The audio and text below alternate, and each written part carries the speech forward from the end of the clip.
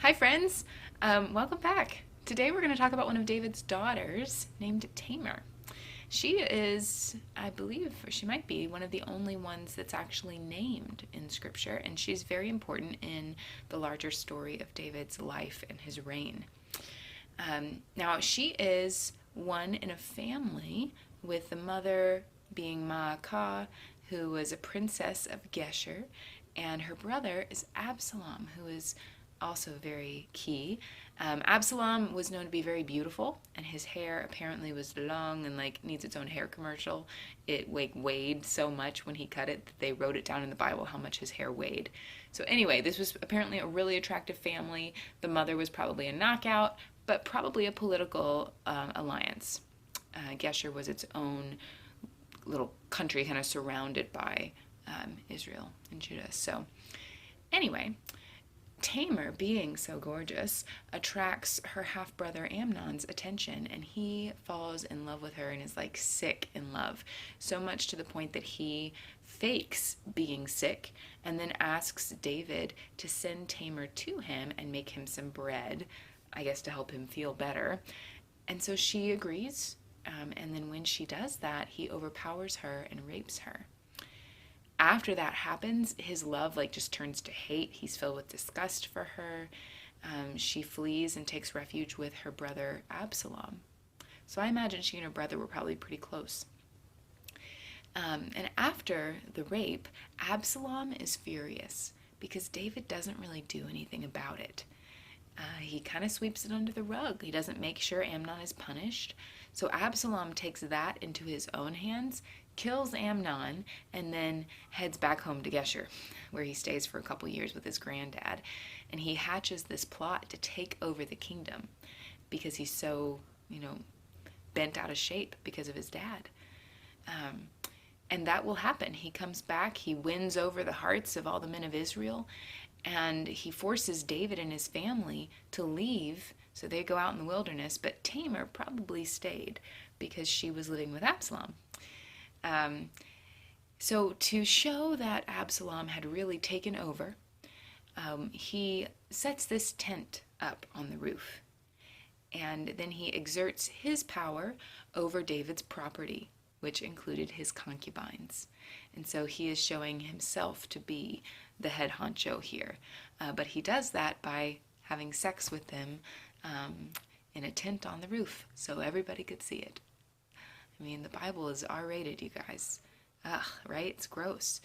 And I imagine Tamar, at least knowing this was happening, and how must she have felt about that? She had endured this same kind of treatment behind closed doors, but still. And now she was seeing her brother do it. I think this was really causing some difficulty in her spirit, and I think that she could have gone to talk to him about it. And so in the play, that's what she's doing. She's going to confront him. And the main issues that come up with her are the father-daughter issues and then the brother-sister issues. So we have a couple different father-daughter relationships. We have David and Tamar. David, who did not do anything. She felt abandoned. She felt neglected, probably. I don't know if she'd ever felt close to David, but certainly there was a distance. And she is afraid that that same thing will happen to Absalom and his daughter, because he named his daughter after her. Her niece's name is Tamar. And so she brings that up when she's confronting him, like, your actions are going to affect your daughter. Do you see that? Or are you too self-absorbed in your ego? She doesn't say it in those words, but basically that's what she's saying.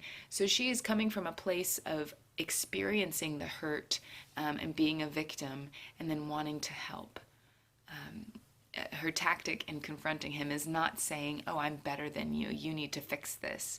She's really coming from a place of humility. So that's something I admire about her.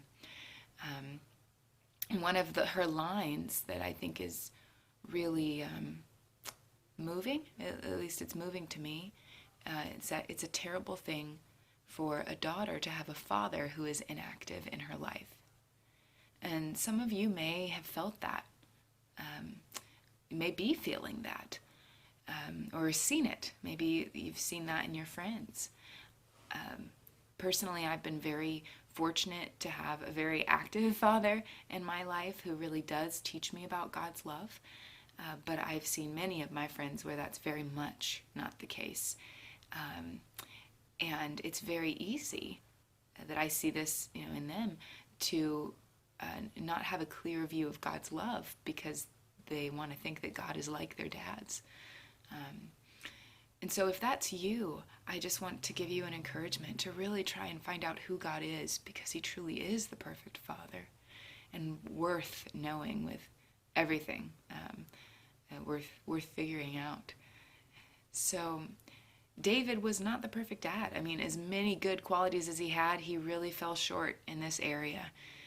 So our dad's sin, that it affects us. It affects the whole family. And there's a lot in this play about the family and how we react to each other's sin. So I don't know if you have brothers. I have 2 brothers.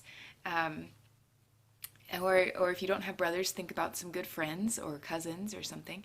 And if you're close to them, you see their lives, you see what they do well, you see what they do wrong. And you might be given opportunity to speak into their lives or to confront them when something is not going well. And do you have the courage to do that? Do I have the courage to do that? And this is a great chance for me to stop and ask that question.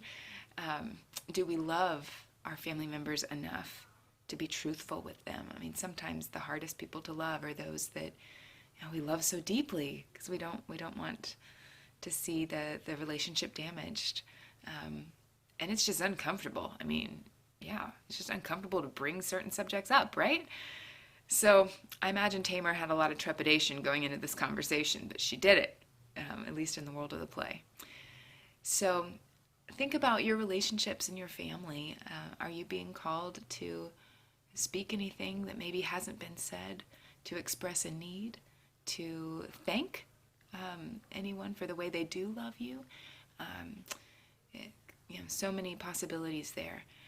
But I hope that there's something in this to encourage you, something you can take away and think about and apply. And until Sunday, that's all for now. Oh, wait, yes. I'll post right after this where you can find Tamar. Actually, right below. Just look here. I left out my cheat sheet, so here. All right, bye, everybody. Talk to you later.